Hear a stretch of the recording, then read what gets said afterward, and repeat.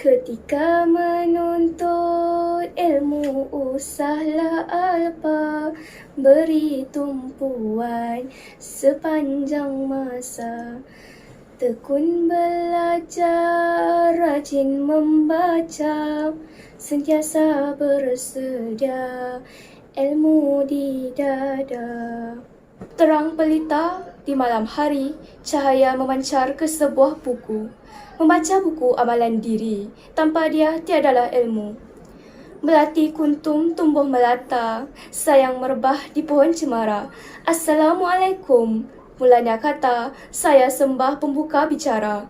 Bismillahirrahmanirrahim. Assalamualaikum, selamat sejahtera dan salam perpaduan. Nama diberi Nukairunisa binti Husaini. Saya berumur 17 tahun. Saya merupakan murid tingkatan 5 dari aliran sains di Sekolah Menengah Kebahasaan Datuk Pengawal Timur di Pasir Gudang, Johor. Saya merupakan anak sulung daripada 4 orang adik-beradik. Membaca buku merupakan hobi yang paling saya gemari kerana dengan membaca buku, saya dapat memperluaskan perspektif saya dalam menyelesaikan masalah kehidupan dan menambah ilmu pengetahuan. Saya juga mempunyai hobi-hobi lain seperti bermain badminton dan melukis lukisan figuratif serta bangunan seni bina. Hobi-hobi ini sedikit sebanyak telah membantu saya dalam menenangkan fikiran dan jiwa saya daripada stres dan tekanan yang saya hadapi dalam kehidupan seharian. Cita-cita saya ialah ingin menjadi salah seorang pakar bedar kardiotoraks. No one is left behind yang bermaksud tiada sesiapa pun yang tertinggal di belakang merupakan satu moto yang telah saya terapkan dalam kehidupan saya. Moto ini telah dikenalkan oleh mantan pengetua sekolah saya iaitu Cikgu Hajar Asnah binti Yusof. Sejak itu, moto ini telah menjadi prinsip utama hidup saya. Moto ini amatlah vital dan membantu saya dalam menjalankan tanggungjawab di sekolah. Buat pengetahuan semua, saya telah dilantik menjadi seorang ketua pengawas bagi Badan Induk Lembaga Pengawas Sekolah tahun 2022. Saya turut telah dilantik menjadi bendahari Datuk Student Leader Sport di sekolah saya. Dalam menjalankan tanggungjawab saya, moto ini amatlah memotivasikan diri saya dan menjadi prinsip kepimpinan saya. Saya akan memastikan rakan-rakan saya tidak ketinggalan dalam menjalankan amanah dan tanggungjawab mereka serta membimbing mereka dengan sebaik-baiknya. Saya merupakan salah seorang murid yang aktif dari bidang co-curriculum dan bidang co-akademik. Sebagai contoh, saya telah mendapat tempat kelima bagi pertandingan di Max Simple tahun 2020 bagi fasa 1. Saya turut telah dianugerahkan sebagai Puteri Sulung Cemerlang bagi program Ijtimak Puteri tahun 2021. Saya tidak menafikan bahawa dengan membaca dan pengalaman saya dalam setiap pelibatan kurikulum dan ko-akademik sedikit sebanyak telah membentuk diri saya yang lebih baik, matang dan maju ke hadapan. Baiklah, pada hari ini saya akan meresensikan buku yang berjudul Anda Berkarisma Apabila. Buku ini telah diterbitkan oleh PTS Millenia Sadina Berhad pada tahun 2005, hasil karya Datuk Dr. Muhammad Fazila Khamsah dan Ahmad Naim Jaafar. Buku ini bergenrekan bukan fiksyen dan fakta. Apa yang menarik minat saya untuk membaca buku ini adalah kerana saya sebagai tunjang pemimpin murid di sekolah saya sudah pasti harus mempunyai karisma yang berkualiti pada diri saya bagi dihormati dan menjadi suri teladan kepada rakan-rakan saya. Justru, saya yakin setelah saya membaca buku ini, saya pasti menjadi pemimpin yang berkarisma sebagaimana yang ditulis oleh buku ini. Oleh itu, para hadirin sekalian, persoalan yang sering berlega-lega di minda, bagaimanakah hendak menjadi pemimpin berkarisma? Bagaimanakah hendak mengaplikasikan karisma semasa berhubung dengan orang? Bagaimanakah hendak menjadi efektif dan bertanggungjawab? Buku ini dapat menjawab 1001 persoalan tentang karisma dan memberi panduan mudah kepada saya dan kepada mereka yang hendak membina gaya kepimpinan yang karisma dan efektif.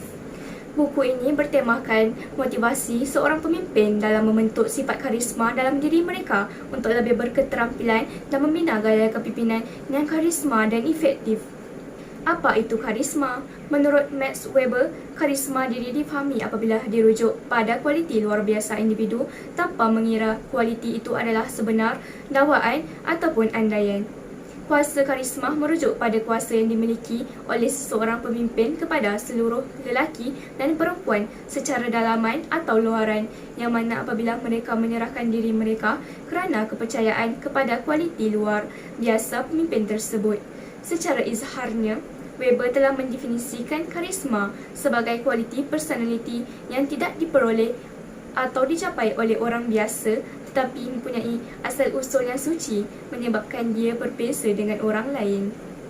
Pemimpin-pemimpin besar dunia seperti Sukarno, Winston Churchill, Adolf Hitler, Ayatollah Khomeini dan Mahatma Gandhi kerap dikenali sebagai pemimpin yang karisma.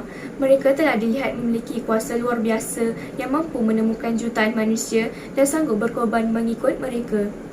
Baiklah, saya akan menceritakan serba sedikit karisma para tokoh yang telah saya sebutkan sebentar tadi. Semasa Perang Dunia Kedua, dua tokoh perang muncul iaitu Winston Churchill dan Adolf Hitler. Dua tokoh perang ini dianggap berkarisma kerana kemampuan mentadbir dalam keadaan krisis. Selain itu, karisma Ayatollah Khomeini menggegarkan dunia dengan menjatuhkan kerajaan Shah Iran hanya pada masa beliau berada dalam buangan. Hanya dengan keset-keset ucapannya, rakyat Iran bangun mengadakan revolusi Islam Iran pada tahun 1978. Berdasarkan buku yang saya baca ini, dalam membina karisma, pemimpin perlu dan mesti membangunkan kelima-lima komponen membina karisma. Yang pertama sekali, karisma dalam diri. Seterusnya, karisma dalam perhubungan. Kemudian, karisma dalam kepimpinan. Seterusnya, karisma dalam pengurusan. Dan akhir sekali ialah karisma dalam penampilan. Dengan menguasai kelima-lima komponen dalam membina karisma ini, saya jamin semua pemimpin akan menjadi pemimpin yang penuh karisma. Buat pengetahuan halayak ramai, karisma mempunyai 8 jenis, iaitu karisma dalam politik, karisma dalam bidang agama dan spiritual, karisma dalam bidang intelektual, karisma dalam bidang persembahan, karisma dalam perkhidmatan dan kepakaran, dan akhir sekali, karisma tokoh peribadi atau tempatan. Baiklah, sekarang saya akan menerangkan dan berkongsikan beberapa tips cara menjadi pemimpin karisma dan efektif, serta cara hendak mengaplikasikan karisma semasa berhubung dengan orang seperti mana yang telah tercatat dalam buku ini. Sementelahan itu, antara langkah untuk menjadi pemimpin yang berkarisma ialah kita seharusnya memupuk tabiat membaca. Menurut Lord Chesterfield, hanya orang yang membaca mampu mengubah dunia. Berdasarkan kontes ini, Tun Dr. Mahathir Mohamad dapat dijadikan teladan yang paling sesuai bagi tips ini. Beliau adalah pembaca yang amat hebat. Beliau telah membina idea-idea bernas dengan menggabungkan pengalaman beliau dengan pembacaan. Membaca bertujuan membina konsep dan idea mengenai banyak perkara. Oleh itu, pupuklah tabiat membaca. Tips yang seterusnya bagi menjadi pemimpin yang berkarisma ialah kita seharusnya menulis jurnal peribadi. Menurut para hadirin, mengapa pemimpin berkarisma perlu menulis? Jawapannya adalah kerana satu, hanya dengan hasil penulisan seseorang pemimpin, kita mampu menelusuri corak pemikiran dan idealisme pemimpin. Menurut Churchill, sejarah akan mencintai anda sekiranya anda menulis. Pujangga Melayu ada menyebut, apabila anda berkata-kata, anda lupa. Apabila anda tulis di atas keping kertas, kertas tidak lupa. Sudah terang lagi bersuluh, amalan penulis seharusnya dipraktikkan dalam kalangan pemimpin agar dapat menjadi pemimpin yang lebih berkarisma. Selain itu, seorang pemimpin yang berkarisma perlu meningkatkan esteem diri. Mereka akan membuktikan bahawa mereka juga memiliki horizon pandangan seluas orang lain dan tidak membenarkan esteem diri mereka jatuh. Esteem diri yang tinggi membuahkan hasil yang penting, iaitu keyakinan diri. Individu berkarisma membina keyakinan diri melalui rentetan kejayaan yang lepas. Terdapat beberapa tips untuk meningkatkan esteem diri. Antaranya ialah berdiri di depan cermin dan bertanya soalan tentang adakah anda suka dengan diri anda sekarang. Selain itu, anda juga perlu membezakan antara esteem diri dan ego diri. Seterusnya, anda juga seharusnya memberi tumpuan pada kejayaan lepas sebagai bekal keyakinan yang anda boleh. Langkah keempat, untuk menjadi pemimpin yang berkarisma ialah kita hendaklah bijak dalam kritik diri sendiri. Seorang pemimpin yang berkarisma perlu berterus terang dalam kelebihan dan kekurangan diri sendiri. Kekurangan diri yang ada seharusnya diperbaiki, tetapi tidak bermaksud individu itu perlu lemah semangat atau putus asa. Pemimpin-pemimpin besar dan berkarisma adalah individu yang membangunkan diri mereka sendiri. Akhirnya, tidak dapat dinafikan bahawa mereka akan berani melihat diri mereka sendiri daripada kacamata orang lain supaya mereka mampu membangunkan ciri-ciri kepribadian yang unggul dan menjangkau zaman. Langkah terakhir yang saya akan kongsikan setelah saya membaca buku ini ialah kita perlulah menambahkan mesej dengan jelas bagi menjadi pemimpin yang berkarisma. Dalam menyampaikan suatu maklumat, ayat digunakan mestilah melambangkan perubahan yang mendadak. Tamsilnya, dahulu kita mementingkan persaingan, namun kini kita mementingkan kerjasama. Ayat tersebut amat berguna bagi memberi impak yang amat mendalam kepada mereka yang telah diberikan arahan atau kerja. Justru, saya dapat simpulkan bahawa terdapat pelbagai pandangan dan tips dalam membentuk pemimpin yang berkarisma. Pendek kata, terdapat pelbagai-bagai pengajaran dan iktibar yang dapat diambil dalam membina pemimpin yang berkarisma. Saya juga sebagai teras pemimpin murid di sekolah saya akan mengambil pengajaran daripada buku ini dan mengamalkan tips-tips bagaimana untuk menjadi pemimpin berkarisma yang terdapat dalam buku ini.